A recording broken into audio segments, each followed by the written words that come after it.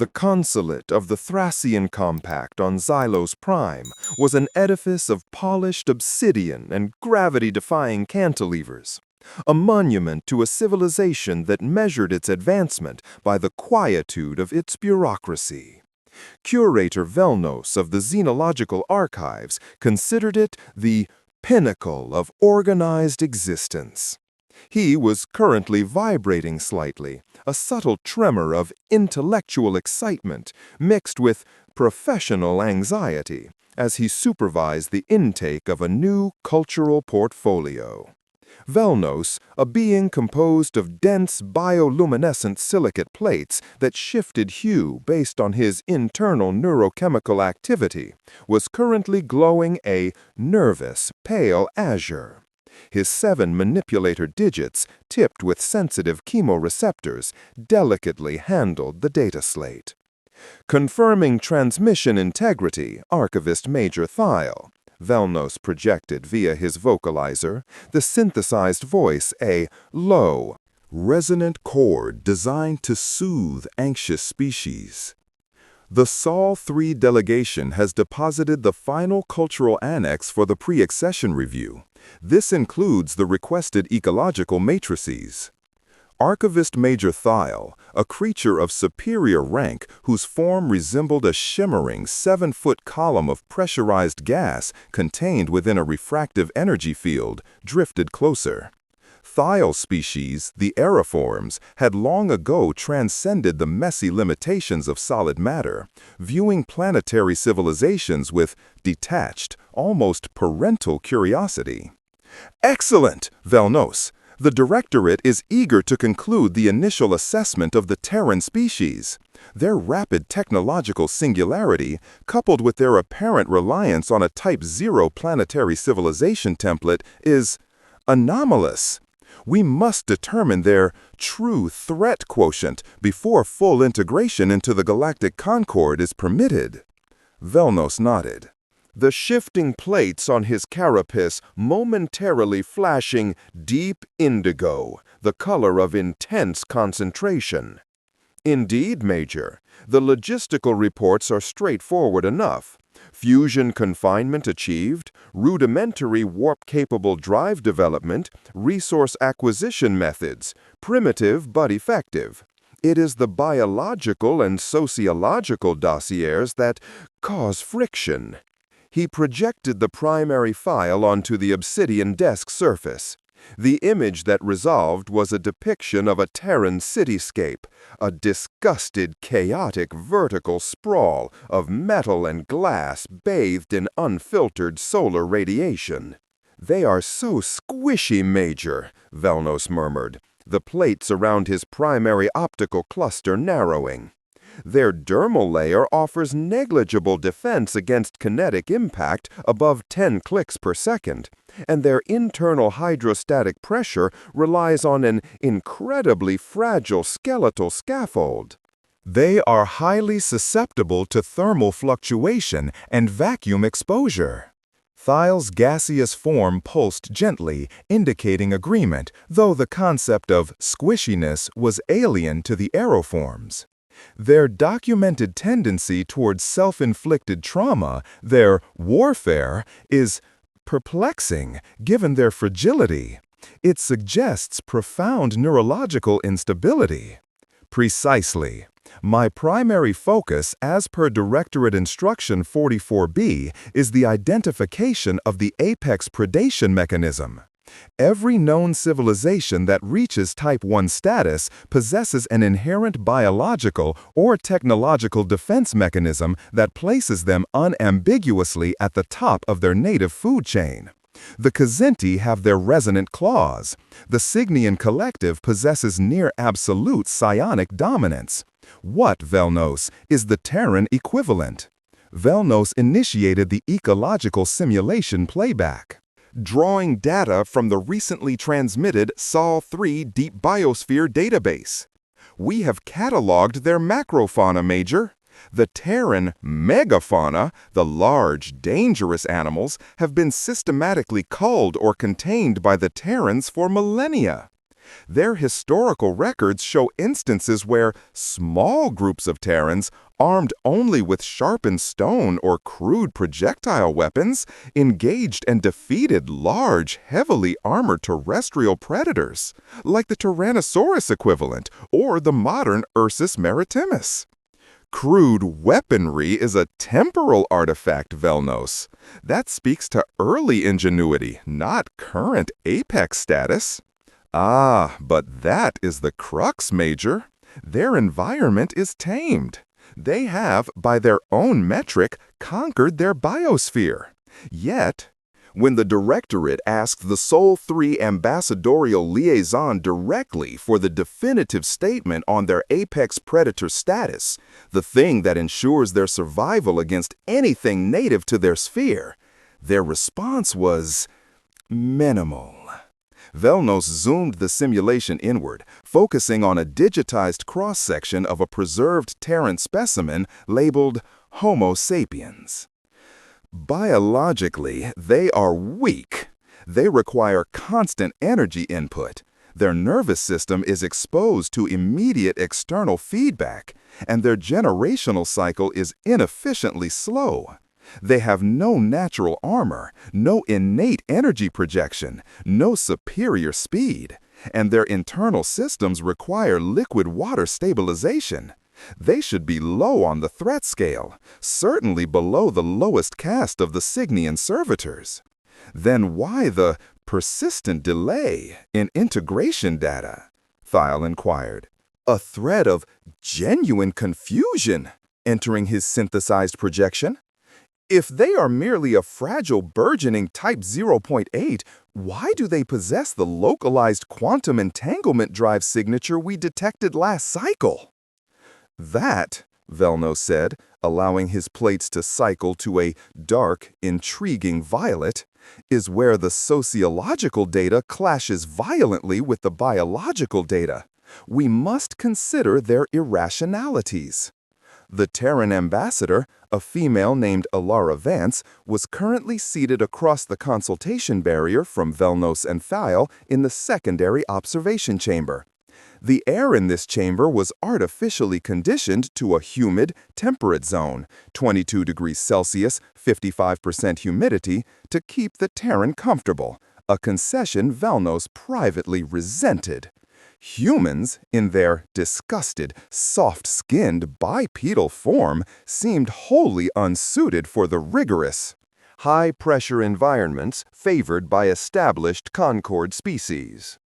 Vance was an average specimen, by Terran standards Velnos had cross-referenced.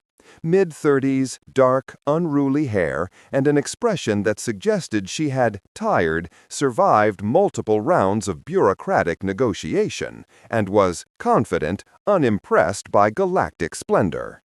Her clothing was non-functional fabric, utterly lacking in micro-armor plating or internal environmental regulators.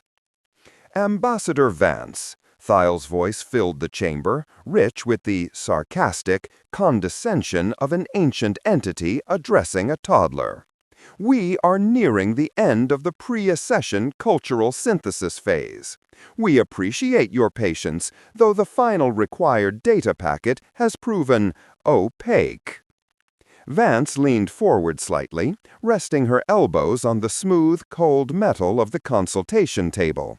Another disgusted, unnecessary biological interaction, Velnos noted. Ambassador, we've provided the energy yields, the political structure, and the history of our global unification, which, frankly, was far more painful than the final treaty documents suggest. We are not concerned with your internal squabbles over resource distribution, Ambassador, Thiel dismissed, his gaseous form rippling dismissively. We require classification clarity.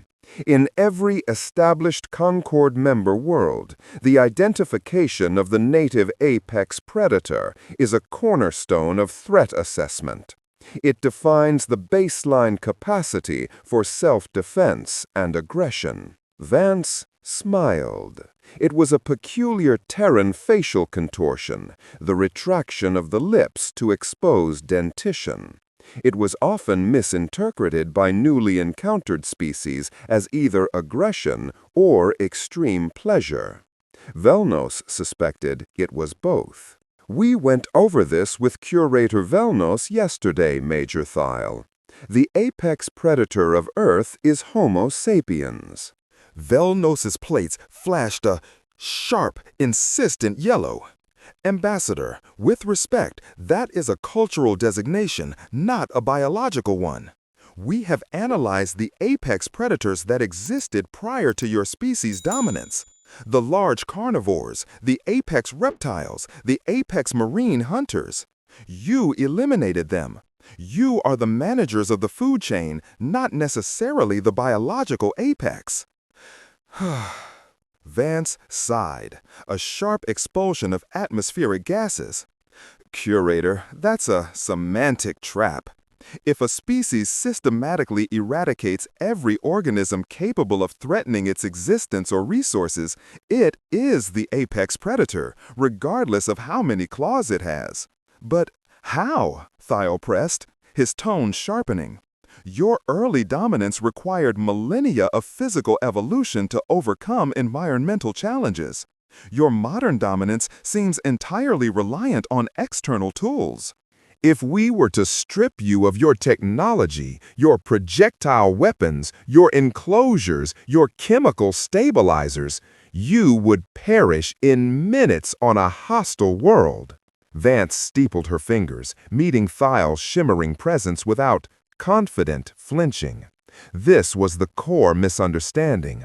The Terrans treated their tools as extensions of self, while the Aeriforms viewed tools as crutches for the weak.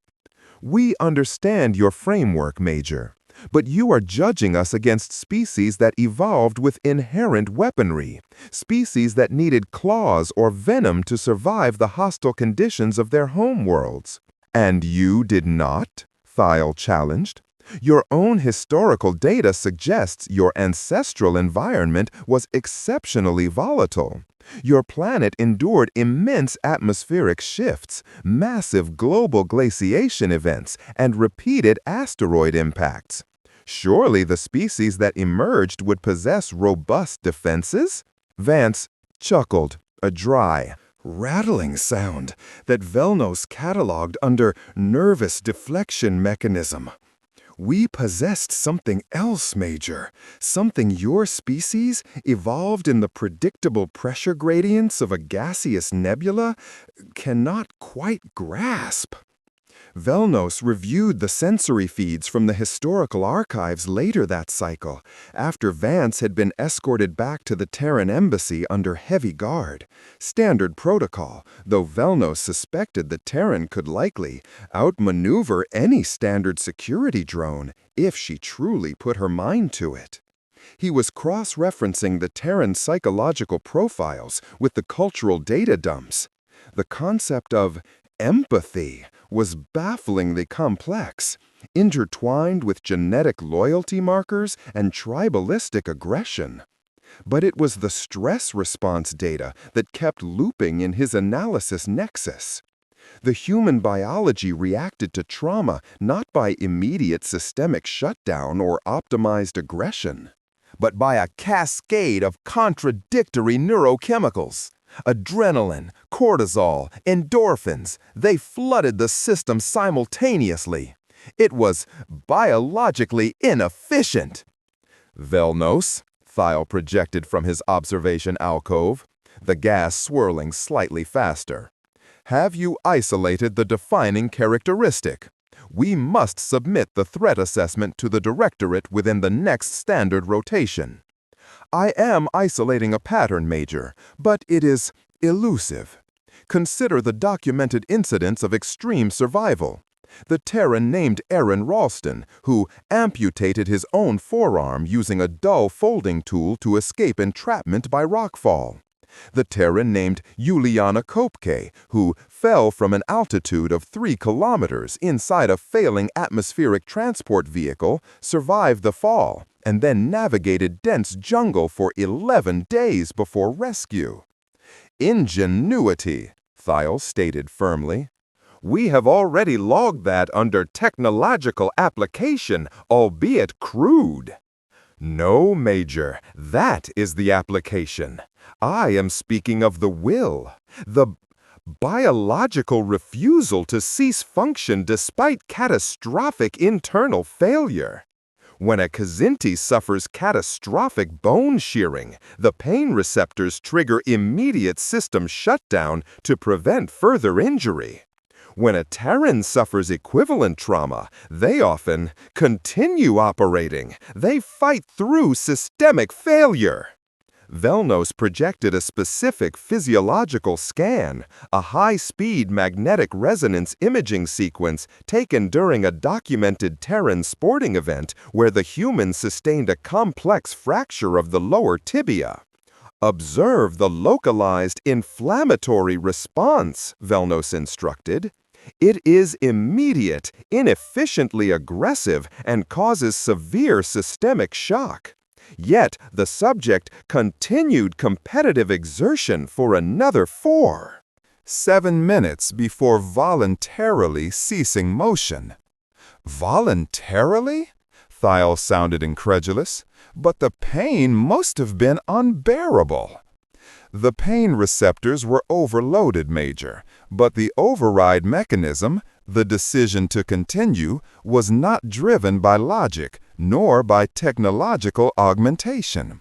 It was driven by a localized, primal imperative that seems to override all known self-preservation protocols when an external stressor is applied. Velnos felt his own silicate structure heating with frustration. He was applying the rigorous logic of Thracian physics, but the data stubbornly insisted on an illogical variable. Ambassador Vance stated that we were judging them by the wrong metric. She implied their strength was not inherent, but reactive. Reactive to what? We are the ones applying the pressure, Velnos. They are currently in the supplicant position, begging for Concord membership. But they are not supplicating, Major. They are waiting, Velnos corrected slowly, the violet deepening to near black. They have given us all the information they believe we require to make a decision that benefits them. We are analyzing their biology and their past triumphs, assuming the apex mechanism is rooted in what they have survived. What if the apex mechanism is rooted in what they will do when they perceive true existential threat? He brought up the final piece of data the Terran delegation had submitted, filed under the header Protocol Omega External Threat Response. It was not a technological schematic, nor a sociological treatise. It was a single, high-resolution video file labeled simply, The Shore. This file was provided as a cultural touchstone, Major. It depicts an event occurring approximately 30 Terran cycles ago. The image resolved. A wide, turbulent ocean under a sky choked with gray particulate matter, likely volcanic dust from a distant, localized eruption. On a narrow strip of land, a small flotilla of Terran vessels were being heavily bombarded by an unidentified, highly advanced energy weapon system. The ships were fearfully disintegrating into flares of plasma. Ah, a defensive engagement! Finally, the military application! Wait, Major. Observe the source of the attack. Velnos enhanced the feed, filtering out the atmospheric distortion. The attacking force was immediately recognizable to the Concord archives. They were not Terran. They were the remnants of the Krill hegemony. a species notorious for orbital bombardment and planetary scouring, a force that had wiped out 3 minor civilizations in the Outer Arm just last millennium. The Krill, Thiel confirmed, his form becoming rigid. They are an advanced Type 2 civilization. If the Terrans engaged them directly, they were already defeated. This is a record of their final stand. "Watch the Terran ground element, Major," Velnos urged, his voice tight. The video zoomed in. The surviving Terran contingent, perhaps 50 individuals, mixed sexes, lightly armored, were pinned down behind the wreckage of a landing shuttle. The Krill ground drones, massive bipedal war machines, plated in self-repairing ceramite, were closing in, preparing the execution sequence. "They are outmatched technologically by a factor of 10,000, Thiel noted clinically. "Their only hope is an immediate, overwhelming psionic shockwave, which they lack." The Krill commander, a Hulkan quadruped, activated its external speaker array, broadcasting a message designed to break the will of any sentient species. "Surrender your assets and prepare for reprocessing. Resistance is statistically irrational." The Terrans, confident, did not surrender. They did not deploy a hidden weapon. Instead, the individual who appeared to be the ranking officer, a heavily scarred male, stood up. He discarded his helmet. He raised a single hand, not in surrender, but in a clear, unambiguous gesture of acknowledgement. Then, he did something that sent Velnos's entire analytical matrix into immediate, surprised cascade failure. The Terran officer did not fire. He did not activate a localized defense field. He simply stared at the approaching war machine, and then, slowly, deliberately, the remaining 49 Terrans, confident, rose alongside him. They stood silently, their forms small and fragile against the metallic titans closing in. "What are they doing?" Thai whispered, his projection flickering with alarm. "Are they attempting ritual suicide? A non-violent appeal to the Krill sense of honor?" Velnos zoomed the optical sensor to the officer's face. He was not grimacing in pain or fear. His eyes, the small, dark spheres reflecting the chaos around them, were locked onto the Krill drone. And then, the Terran officer smiled. It was not the polite, bureaucratic smile Vance had offered earlier. This was a predator's expression, a wide, unwavering display of absolute, terrifying certainty. "Major," Velnos managed, his own internal system struggling to process the data stream flowing in from the officer's biometrics. Heart rate stable, adrenaline spiking but controlled, focus absolute. "They are not initiating an attack. They are not initiating a negotiation." The Krill drone stopped advancing, briefly confused by the lack of flight or fear response. It paused its firing sequence, tilting its massive head plating. The Terran officer simply pointed. He pointed directly at the Krill drone, and his mouth opened not to speak, but to issue a sound, aggressive, unmodulated vocalization that bypassed Velnos's synthesized language translation entirely. It was a guttural, sharp noise that carried an incomprehensible weight of accumulated malice and defiance. "What is that sound, Velnos? Is it a warning code?" Thiel demanded, the gas column vibrating violently now. "No, Major. The Terran language protocols designate that sound as a roar." As the Krill drone hesitated, seemingly perplexed by the sheer pointless audacity of the gesture, the video feed abruptly cut out, not due to destruction, but due to a massive, localized energy spike overriding the recording array. Velnos's carapace was flashing a fearful, deep, warning crimson. He looked up at Thiel, the imposing aeriform column, fearful, momentarily losing its composure. Major, the Sol 3 dataset provided the key. They asked about the apex predator. The human didn't point at a weapon, or a structure, or a biological adaptation. Fearful, he pointed at us. Us? The krill? Fearful, no, Major, he pointed at the threat. And the final report from the Sol 3 liaison, delivered just moments before the transmission ceased, was simple, Major. They told us what the mysterious apex predator truly is. Velnos brought up the final line of text, hovering over the chaotic image of the doomed beachhead. The apex predator of Earth is the one who refuses to die, no matter how broken the machine becomes. We don't need claws.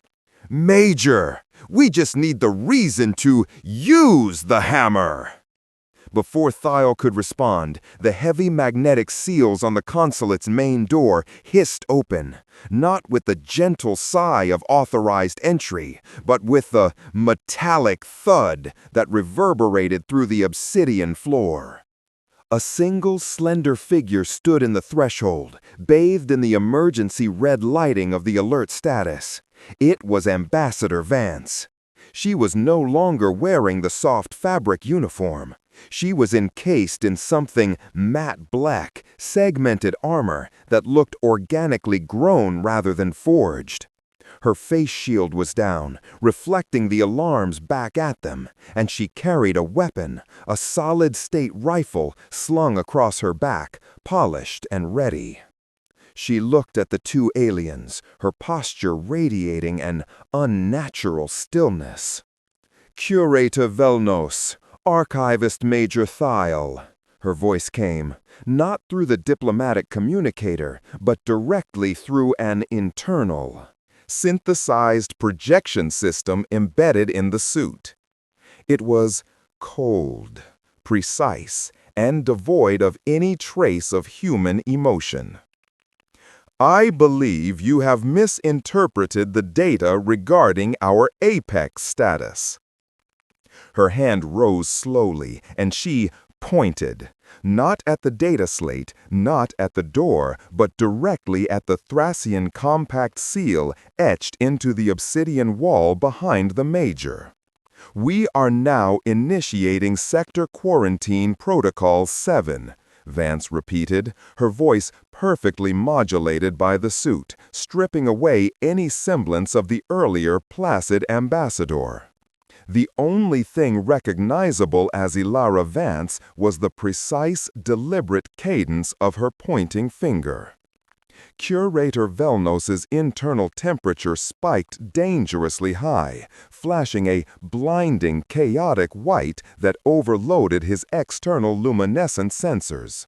His 7 manipulators retracted instantly, curling tight against his dense carapace. This was not the chaotic outburst of a fragile species. This was synchronized, optimized aggression delivered with chilling foresight. "Impossible!" Thiel projected, his gaseous form beginning to expand rapidly, pressing against the refractive energy field that contained him. "Sector Quarantine Protocol 7 is a mandated response reserved for civilizations that demonstrate unmanageable vector threats, Class 4 xenocidal tendencies. You have not even completed the preliminary review for Type 1 access." Vance took a single, measured step into the room. The black material of her suit absorbed the emergency lighting, making her seem less like a biological entity and more like a gap in reality.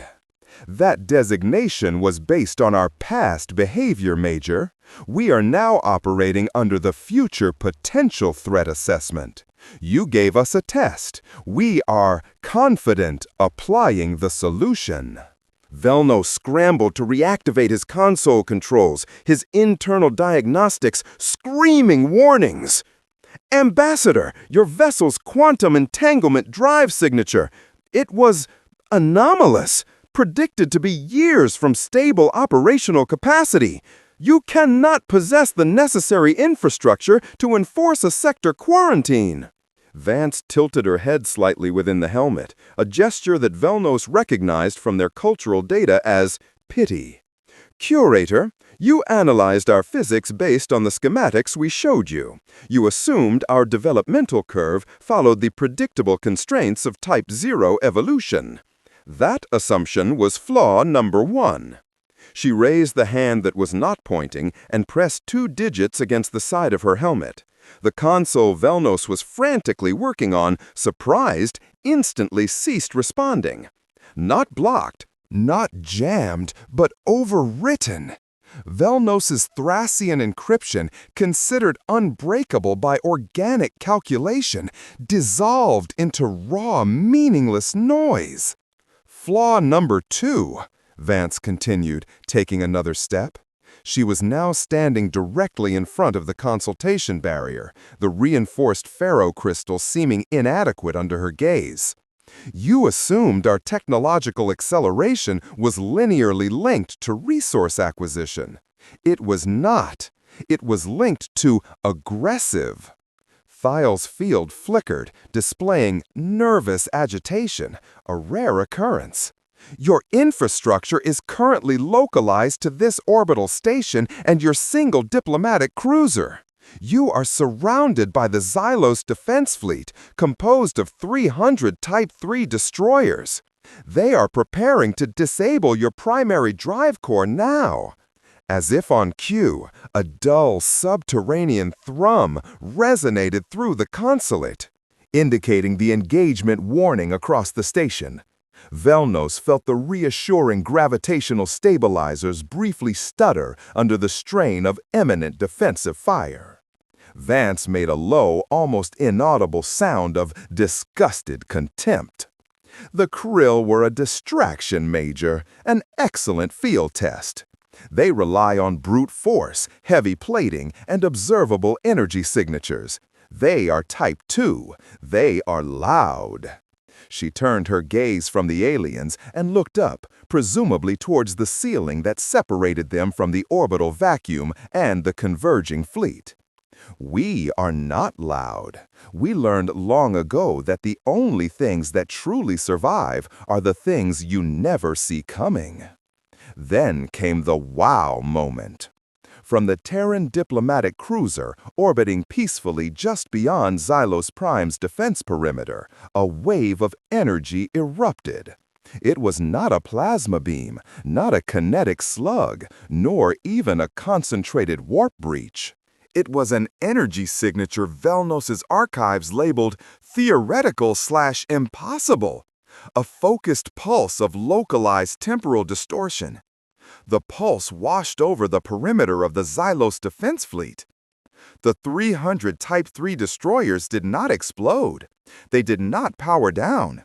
They simply stopped. They froze mid-maneuver, their targeting lasers locked on to the Terran cruiser, their hull plating inert.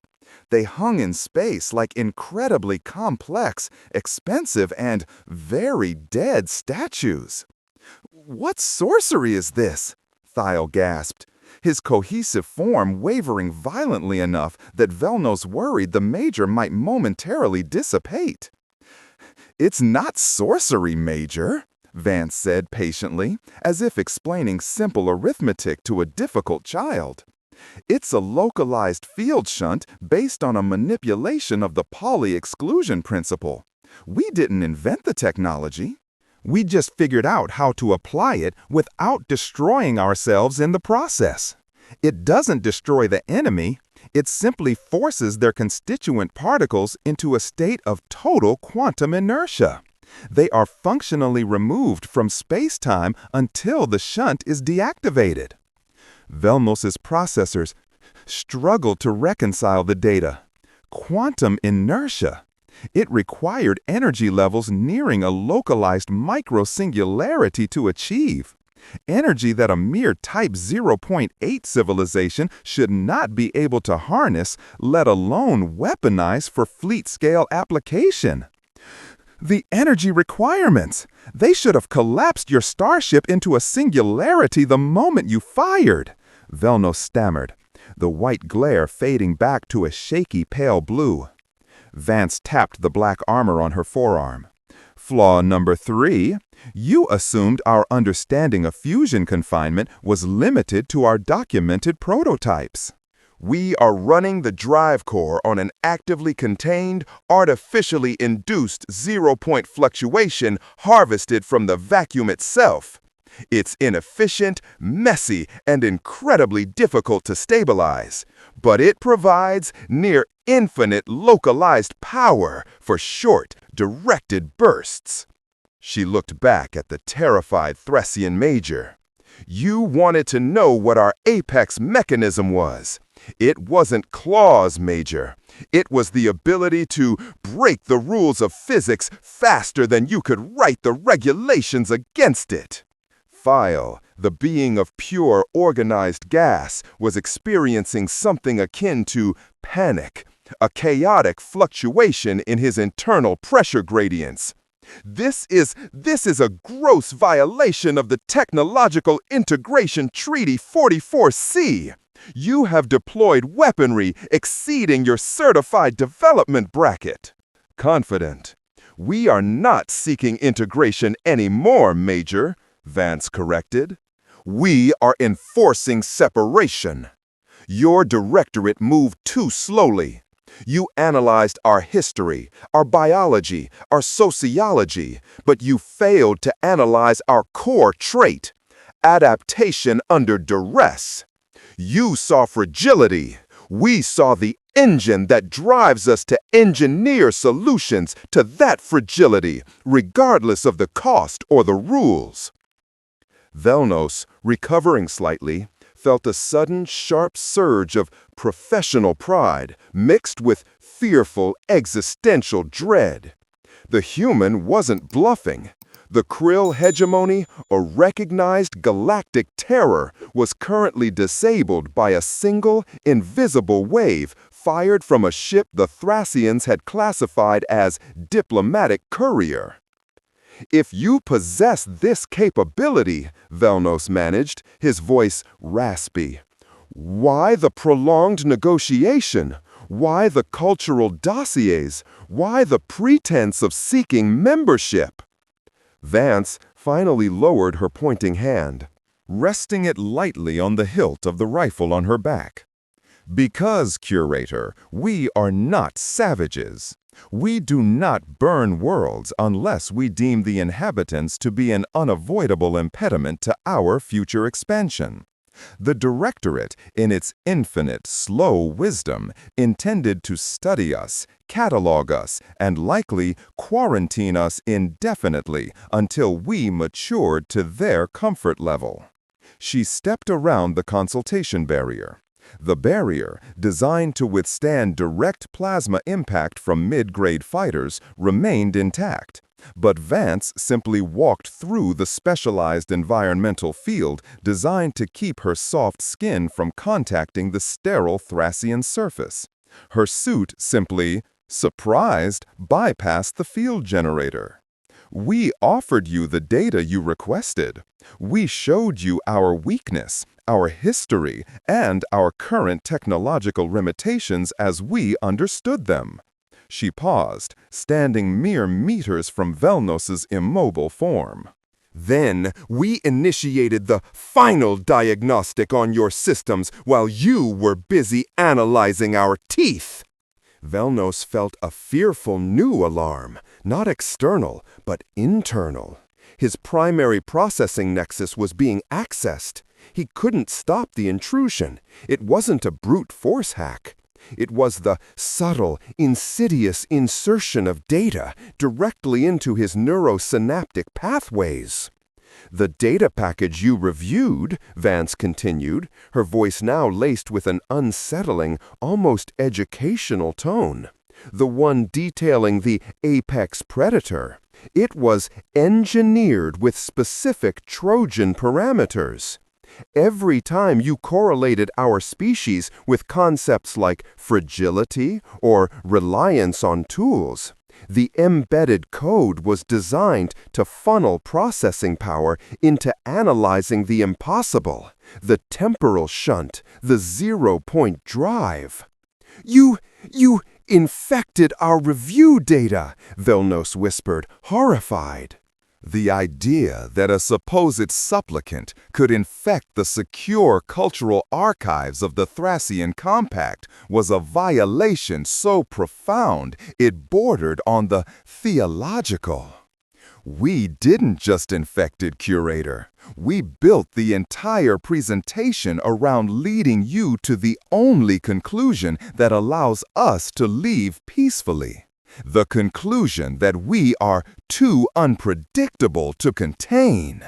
Thiel, desperate, managed to regain some control over his gaseous integrity, though the color of his field was a muddy, agitated brown.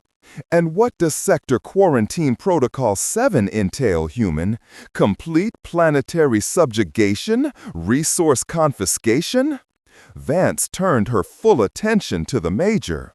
No, Major, we don't want your resources, your territory, or your outdated regulations. Sector Quarantine Protocol 7 is designed solely for one purpose when dealing with established Concord members: severance. She pointed again, this time at the main control nexus embedded deep within the obsidian structure, the heart of the consulate's communication array, which linked Xylos Prime to the entirety of the Thracian system network. In 3 minutes, my cruiser will deploy a specific high-frequency resonance wave. This wave is tuned to the vibrational frequency of Thracian silicate-based crystalline memory matrices. It will not damage your structure, Major. It will simply wipe clean every data slate, every archival record, and every active memory bank within a 3-light-year radius connected to this station. Velnos felt the cold terror of absolute erasure. To the Thracians, the destruction of data was an act worse than physical death.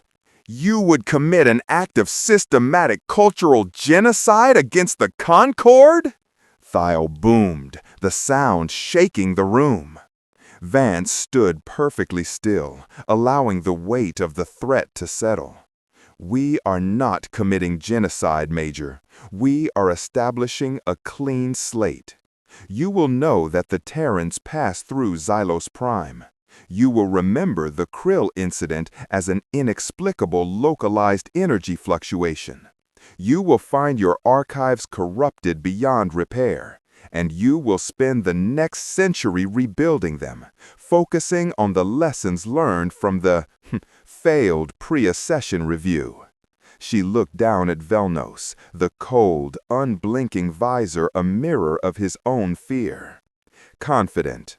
We are the apex predator because we are the only species in this galaxy that understands that the most effective defense is not to win the war, but to ensure the enemy forgets the war was ever thought. She activated a small timer on her wrist gauntlet. 3 minutes remaining. My departure from this station is not negotiable. If your fleet attempts to reactivate, or if any terrestrial defense element attempts to intercept my cruiser after the pulse fires, I will return, and Protocol 7 will be escalated to Protocol 8, Total Environmental Reoptimization. Velnos knew Protocol 8. It was the scientific term for terraforming a planet using aggressive, high-yield atmospheric destabilizers, effectively scrubbing the biosphere clean to make way for new, less troublesome life forms. "Vance, wait!" Thiel cried out, the final vestiges of his superior arrogance gone, replaced by naked fear for his civilization's accumulated knowledge. If you allow us to communicate with the directorate, we can appeal. We can classify you as a unique, non-Concord entity." Vance walked towards the exit where she entered, her black boots silent on the obsidian. She paused at the threshold, the emergency lights catching the edge of her helmet. "You already classified us, Major. You just didn't understand the metric." She turned fully, and then she delivered the aggressive, final, crushing revelation. She pulled the rifle from her back, and instead of aiming it at the walls or the consoles, she aimed it at the floor, directly between Velnos and Thiel. "We do not require a reason to destroy, Major. We require an opportunity," she stated. Then she spoke one last sentence, a piece of cultural data she had apparently withheld until the absolute last possible second. The final piece of the puzzle that explained millennia of Terran seeming irrationality.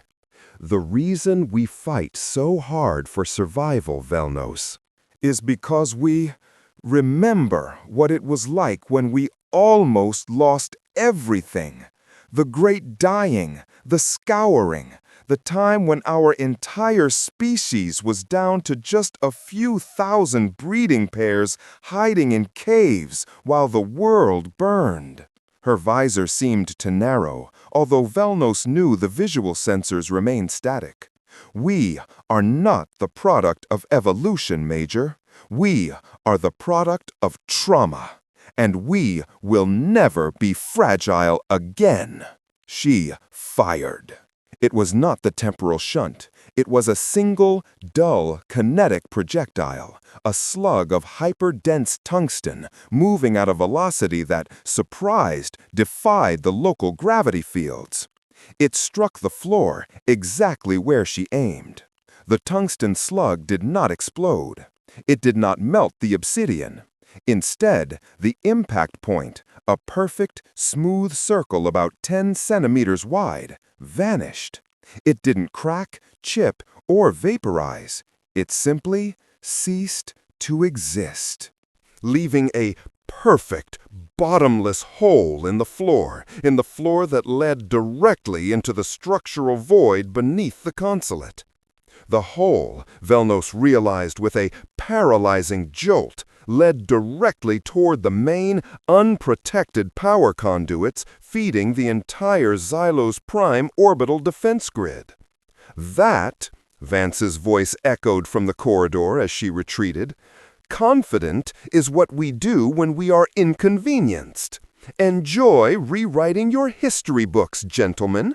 You have precisely 180 seconds before your data and your station's main reactor coupling disappears." The door sealed with a definitive, heavy clang. Velnos stared at the perfect, terrifying absence in the floor, realizing that the fragility of the Terrans was not their weakness, but the fuel for their inexhaustible need to secure their survival against any and all eventualities, even if it meant erasing the witnesses. The clock on her gauntlet, visible on the security feed before it too was overwhelmed, ticked down from 2:58. They had to decide. Flee or stay and face the impossible logic of the human apex predator. The clock on Vance's gauntlet, visible on the security feed before it too was overwhelmed, ticked down from 2:58. They had to decide. Flee or stay and face the impossible logic of the human apex predator. Velnos's optical cluster, or what remained functional of his external processing units, locked on to the perfect, clean void in the floor. It wasn't just the structural damage. It was the impossibility of the damage. A single tungsten slug, propelled by controlled, vacuum-harvested zero-point energy, had bypassed all known physics of material resistance to punch a hole leading directly to the primary conduits. "Major, the lattice structure is compromised!" Velnos shrieked, his bioluminescent plates flickering through every color of panic he possessed, finally settling on a pulsing, sickly green, the color of system-wide biological shock.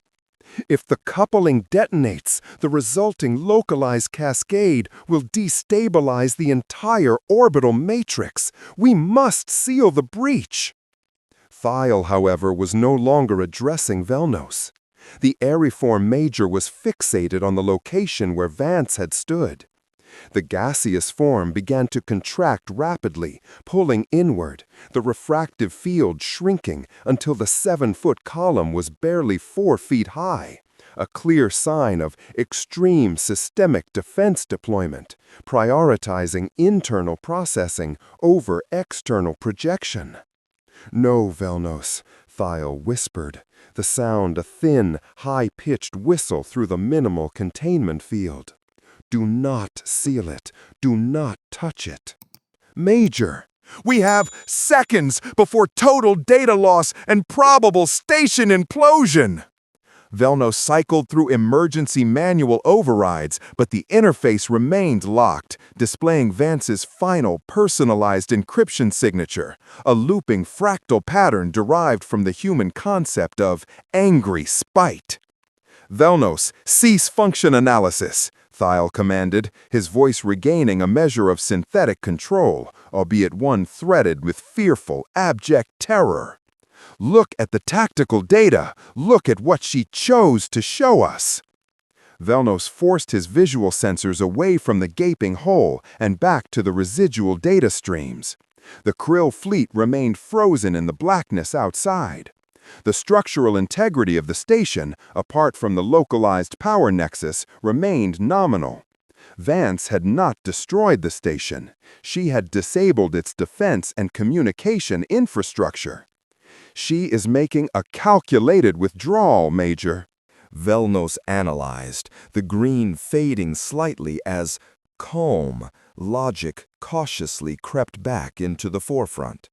She demonstrated overwhelming capability, then targeted the means by which we could report that capability to the wider Concord. She leaves us alive, but utterly silent and crippled regarding the true nature of the Terran threat. "And why surprised, Velnos?" Thigh challenged, the compressed gas column vibrating with desperate intellectual agony. "Why leave us alive to rebuild the data? Why not simply incinerate the consulate and be done with the bureaucratic entanglement?" Velnos looked back at the empty space where Vance had stood, recalling the look on her face when she discussed humanity's trauma. "Because," Velnos stated, the dark violet returning, an expression of deep, terrifying understanding settling over his plating. "The Krill were the test case for external threat management. Protocol 7, the Severance, is designed not to eliminate a threat, but to eliminate the awareness of a threat. They do not want us destroyed, Major. They want us to spend the next century trying to figure out how we were defeated by a single primitive projectile." Thiel let out a sound that Velnos had never catalogued, a fearful, prolonged, static hiss that suggested the fundamental breakdown of an organized system. "They want us obsessed. They want us looking inward at our own security failures, while they accelerate their development unobserved." Precisely. The apex predator of Earth is not the one who can build the biggest weapon, Major. It's the one whose greatest strength is the complete, almost pathological refusal to ever feel vulnerable again. The timer on the residual feed flashed 1:45. Velnos slammed his manipulator digits down on the manual override for the structural integrity field, overriding Vance's temporary lockouts, a triumph of sheer Thracian processing speed over Terran brute force infiltration. The field snapped back into place around them just as a secondary, smaller discharge erupted from the hole in the floor. The fearful sound of the primary coupling rupturing.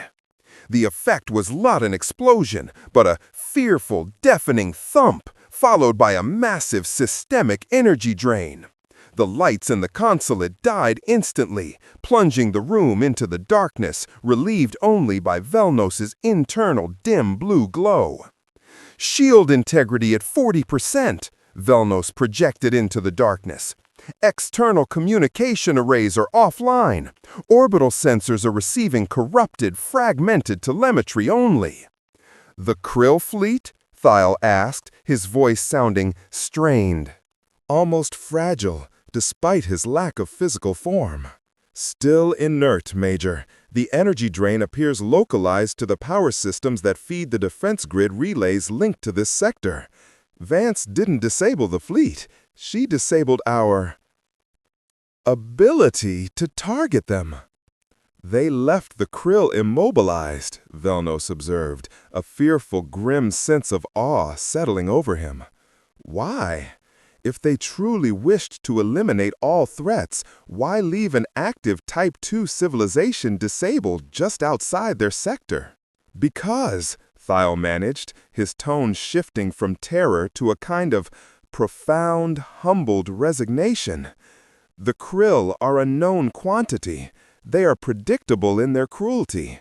If the Krill were found disabled, the Concord would investigate them. If we report that the Terrans performed this feat, the Concord will investigate us, and the Terrans will be caught violating Article 44C by a massive military body. So, they created a smoke screen, Velnos realized.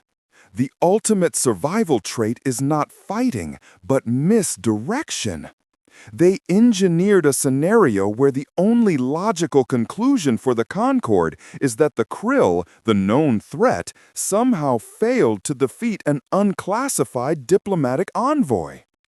Velnos shuddered, a deep internal vibration that rattled his silicate plates.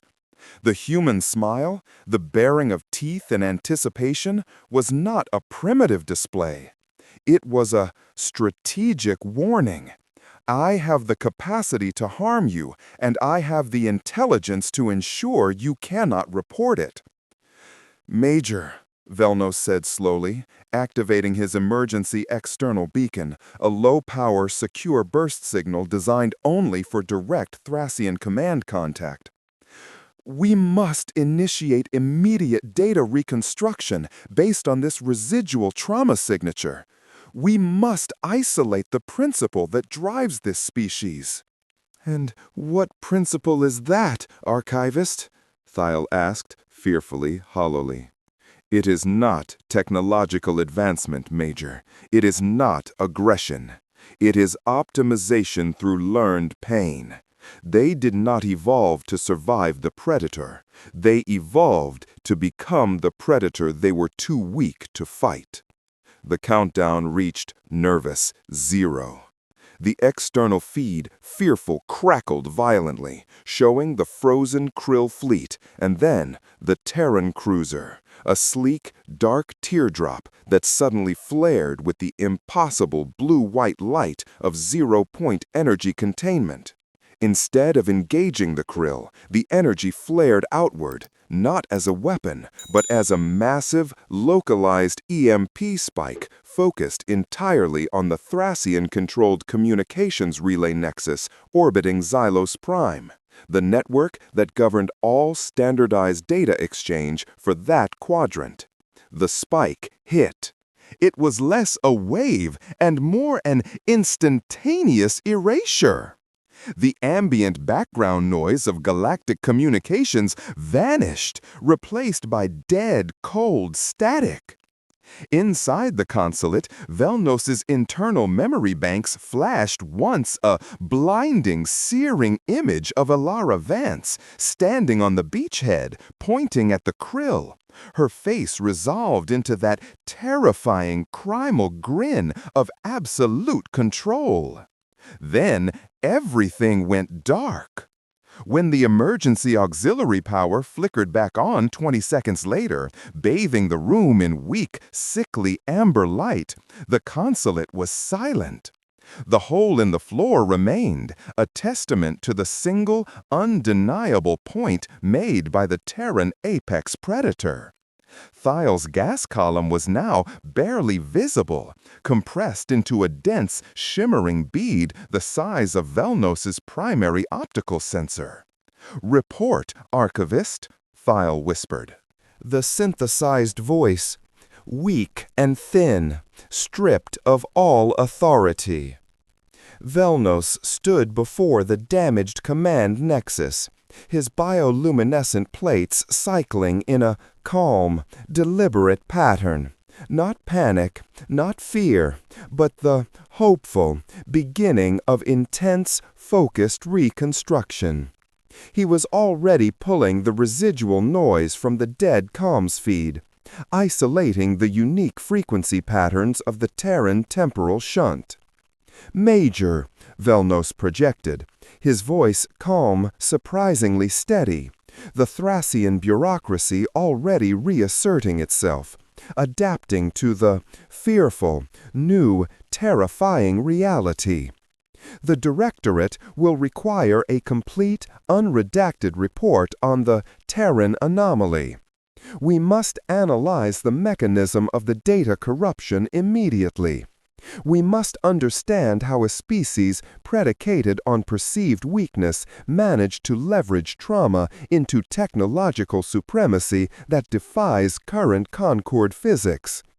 He walked over to the remnants of the obsidian desk, his 7 fingers delicately tracing the edge of the perfect, smooth void that led to oblivion. "We must understand how to build a defense against something that defines survival, not by surviving the enemy, but by ensuring the enemy never knows you are fighting at all." Velnos paused, looking out into the silent darkness where the Krill fleet was still frozen, waiting for the Terran signal to move them or let them go. He added a final note to the corrupted log, a small personal annotation that the Directorate would likely never see, filed under Essential Threat Paradox. "The apex predator is not the strongest, nor the fastest, nor the most intelligent." He looked at the hole in the floor, the result of an insult, an impatience, and an absolute refusal to remain in a secondary position. "The apex predator is the entity that, when backed into a corner, does not look for a way out, but instead engineers the environment such that the corner no longer exists." He began the reconstruction process. The Thracians had been humbled, not by annihilation, but by an object lesson in existential strategy. The assessment was complete. Earth's apex predator had been identified, and the only logical response for the Thracian compact was to become very, very quiet and start reading the fearful survival manuals.